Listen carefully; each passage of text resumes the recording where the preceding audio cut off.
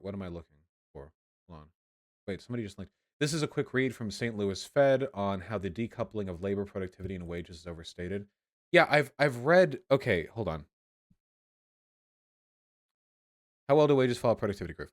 Over long periods of time, increases in real wages, that is, adjusted for changes in consumer prices. Oh my God, hold on. We might want to reflect increases in labor productivity. Economists now widely agree labor productivity growth increased in the mid-1990s and remained at an elevated pace, at least relative to its anemic pace between 1973 and the mid-1990s.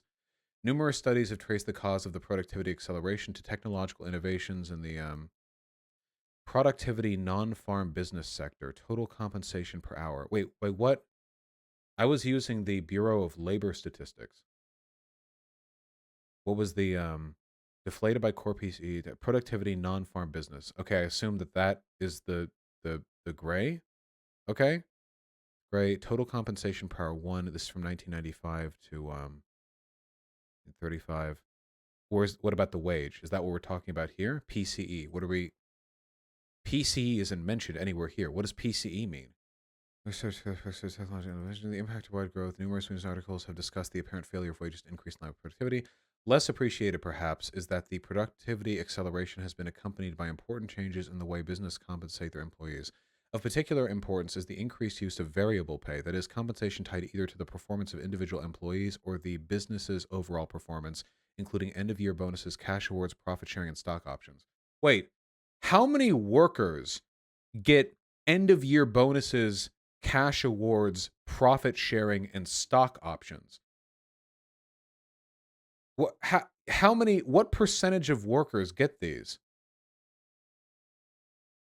So if they're arguing that the reason median wages have kept up is because of these like variable pay factors, this wouldn't affect people who work like subsistence jobs. Linked to what PCE is? Personal consumption expenditures is a measure of imputed household expenditures defined for a period of time. Personal income, PCEs, and the PCE price index reading are released monthly in the So is this like cost of living basically? Or like the way in which cost of living rises proportionally across an aggregate, like just basically how much you would expect people to spend? Average hourly earnings, productivity, non-farm business sector, deflated by core PCE, deflated by PCE. Wait, doesn't this prove my point? Average hourly earnings, if you deflate them by PCE, haven't kept up with productivity. Wait, it's happening right here. In a time scale that lasts only 10 years, from 1995 to 2005, they diverge significantly over time.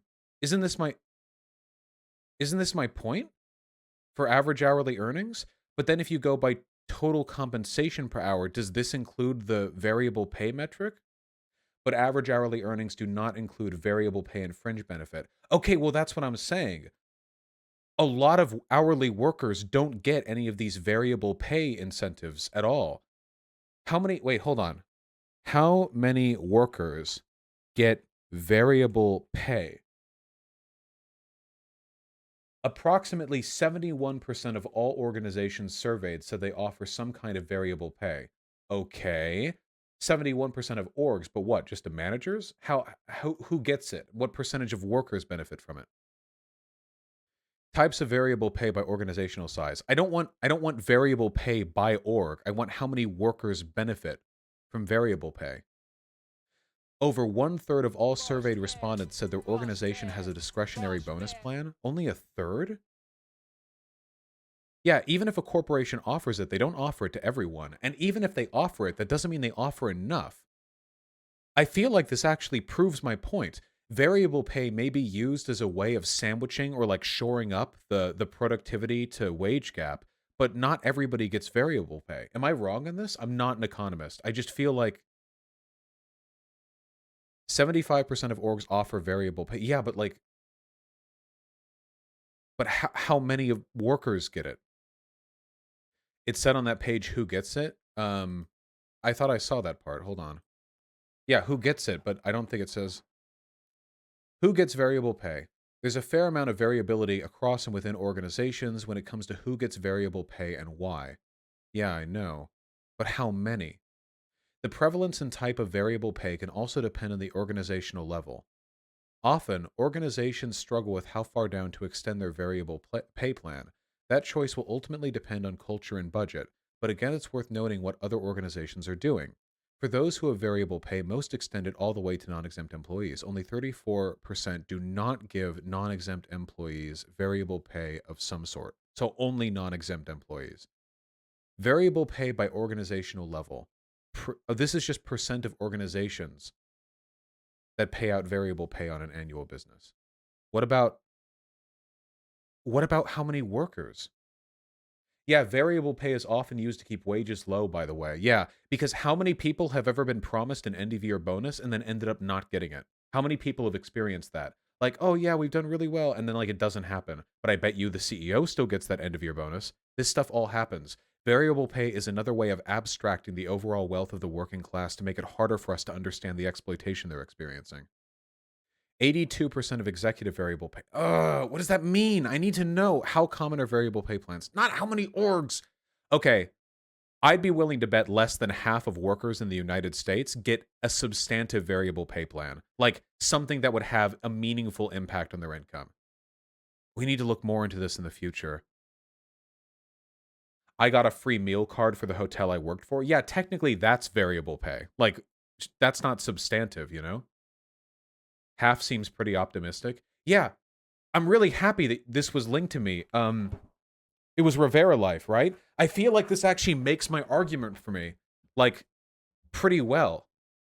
Basically, it seems like variable pay is a way of keeping the median wages in line with productivity if you're only looking at the people privileged enough to benefit from variable pay. But if you're actually looking at people's wages, then it falls off significantly. And there are a ton of people who only get paid the wages. No, wait, it wasn't Rivera Life, was it? No, it wasn't. It was a yellow name. Paul Resendez. Sorry, I apologize. All yellow names look the same to me. I'm sorry. My tiny brain has trouble. I color code chat for my convenience, okay? I'm sorry. Healthcare is a big part of variable pay for better or for worse. Well, that's not good, probably. Search for productivity versus real wages. Well, I don't know if that includes variable pay. Productivity versus real wages over time. Yeah, this is from the Economic Policy Institute. From 1979 to 2019, net productivity rose 72%, while the hourly pay of typical workers essentially stagnated, increasing only 17%. Oh yeah, this is the chart that everyone likes to use. I know this doesn't account for every, like, compensatory statistic, but I feel like this still means something. There's a reason why these stats used to keep in line and then don't anymore. There's a reason why that happens. Like, it's not a coincidence. Yeah, this is the Economic Policy Institute. That's a fairly reputable source, isn't it? Automation? Yeah, sure, but who, like, that, I don't think the existence of automation doesn't excuse the exploitation of the working class. No, it isn't. The EPI's analysis is shitty. Okay, I took a look at this. This isn't the first time that I've seen this. The problem is a lot of this stuff is above my pay grade because it's like harder economics that I'm educated enough to like fully understand. See this? See how the lines go zigzag like that? This is beyond my pay grade, okay? Um, we can look more into it in the future. Maybe we can have like unlearning economics on or something. Maybe you should talk to SDL. Well, with respect, SDL isn't an economist. SDL knows. I would want to talk to like a PhD on this. Does SDL know? What's the secret? SDL, are you in chat? Can you like, do you have like an angle on this that I don't? The Bureau of Labor Statistics has a chart on this. The compensation productivity gap, a visual essay. Productivity, real hourly compensation. Natural logarithm of indices. Okay, but what does that mean? Productivity and real hourly compensation, non-farm business sector, first quarter 1947 to third quarter 2010. Are I don't know what this. If this is logarithmic, then does this represent a yearly percentage increase? Log graphs display exponentials as linear, so the gap here would be larger. Like, Oh God, I'm sorry. I'm being brought back to my math. He has a degree in econ. Wait, SDL has a degree in econ? Every time I think of SDL, I think that like SDL is like 16 years old, but I think I'm thinking of Mouthy Infidel. That's not true. Just everyone looks so young to me, you know? Just hold on, let me try to figure this out for myself, okay? Labor productivity is output adjusted for price changes divided by hours worked at all jobs. Productivity in the US non-farm business sector grew an average of 2.2% per year. That's what I said to the guy, right? I said between 2 to 3% per year or something like that. Or no, I said 2.2 to 3% per quarter, and that's been in the past 5 years or so. In the past we've been seeing more and more economic growth lately. So in the past couple of years, it's been like this amount per quarter rather than per year. Overall, between 1940 and today, it's like yearly 2.2%. Okay. Real hourly compensation is the hourly cost of business adjusted for price changes of wages, salaries, and benefits paid to workers. Real hourly compensation grew at an average annual rate of 1.7% over the 63-year period. Oh, God, I don't know the mathematical function to determine this. But, guys, a 2.2% per year increase over 63 years is massive compared to a 1.7% increase over 63 years, isn't it? Like, I know that sounds really, really similar, but this difference multiplies. Like, wouldn't it be you you would do like 1 times 102.2 to the 63rd power or something like that?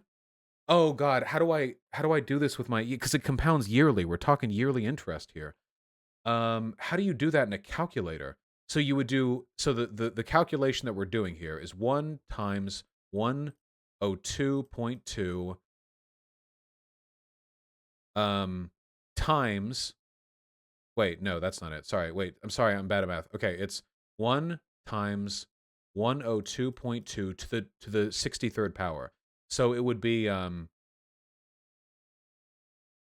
do you do an exponent here? X squared? 1 times x? How do you do that? What's the button that I have to press? Hit the button top left? This is percentage.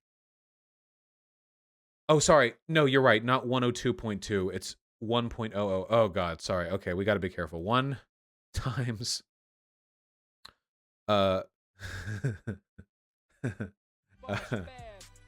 1.02. Oh, we need scientific calculator? Yeah, you're right, we do. Okay, there we go. Thank you. 1 times 1.022 to the 63rd power equals 3.939. Okay, let's make a note of that. 3.939 for our first number. Hold on. Okay. And then we clear. Okay. CE. And now we go 1 times the other one, which is 1.017 to the 63rd power. And we get 2.892. 2.892. And then we divide. Yeah, we divide the percent difference, which would be wouldn't it be it would be like a 290% increase for wages, but like a 400% increase for productivity, right? It'd be like nearly 100% more, yeah? So the way to graph this on a chart basically would be like if we had we're almost there, guys. I swear to God, we're almost there. Okay? And if we're doing it like percentage-wise, you know? So this would be like 200%, 300%, you know? Like 400%, right? Of its original value. And then you have 1947 and then I don't know, like 2000 whatever the time is. So then with the relative difference, I'm struggling so hard, guys. You have to be here with me. Okay? The way this would work, and I don't know exactly how they would like change with time. I don't know what the proportion would be necessarily, but basically the productivity line, which I'll do in red, would go up like this, right? And then the real wages line, which I'll represent in blue, would go up like this. Right? That has to be it. Yeah, because those are the percentage proportional decreases. This would be a difference of 2.892, and this would be a difference of 3.939 over time. Correct me if I'm wrong, but this is a massive difference with productivity and wages, okay? Is this not a massive difference? This has to be a massive this is an absolutely massive difference, okay? Productivity and wages have there's absolutely something funky going on here, okay? Right? Do a ratio difference? I'm not a math major. Don't make the origin 100%, make it 0%. Don't. SDL DM'd you? Okay, hold on. You just recreated the chart in that paper? Yeah, well, you know what? I demonstrated it for everyone, so you could all... Okay, I don't know what these natural logarithm of indices mean, okay? So, look, we've made it more approachable to human brains that didn't study mathematics, okay? I think this graph is a really good explainer of the causes of the productivity pay gap. The TLDR is that almost the entirety of the gap is driven by rising inequality. Ooh. We've been given a gap from the Economic Policy Institute. Well, isn't this the one that people get super mad about? Right? Or no, wait, here's the graph. There we go. Growing inequality dominates the story of slow wage growth. Growth of productivity, real average compensation, consumer and producer, real median compensation, and real median hourly wage, 1979 to 2018. Yikes! So real median hourly wage since 1980 has trickled up significantly. Sorry, not significantly, tiny, like a tiny amount to here. Real median hourly compensation is the same. And then real consumer average hourly compensation, whatever that means, goes up to here. Okay. The inequality of compensation is demonstrated by the difference between the black line and the blue line. And the difference between the green line and the black line demonstrates producer versus consumer deflator, whatever that means. And then the net productivity over here is loss in labor share. Okay, so the summary is that basically what I said to Yerenbook was correct, right? And that even though there have been some like mixed opinions on this, fundamentally there is absolutely a demonstrable evidence that productivity that the wages have not kept up with productivity. Okay? Okay. Should this be its own segment? I feel like we actually learned some really cool stuff here. I hope people don't make fun of me for not being amazing at math. I'm trying my best over here, okay? You know, I'm really putting the effort in. Yeah. That tiny ass difference is absolutely titanic. Oh, this tiny ass difference is monstrous. It's huge, you know. Net productivity versus the yeah. So we're looking at this difference right here, right? Cumulative percent change since 1979. Yeah, okay. Invite a professor to do a segment. Yeah. Wait. The producer versus consumer deflator is different inflation metrics. Consumer deflator is CPI and measures stuff people buy. Oh God. Okay, wait. We're going beyond. I just try my best. Oh God. There's a reason why I'm a sociology major. Okay. I had to do like comparative statistical analysis and like multivariate regressive analysis in sociology, but I feel like that was more understandable to me. It felt like it was a little more intuitive. You know. I'm trying out here. Okay. Absolutely shameless, Merrick. But yes, people should support SDL. SDL does a lot of really amazing work. More stuff that I need to learn about here. Well, anyway, the lesson here is that we're being screwed over by the bourgeois. Is that not always the lesson? It's basically always the lesson.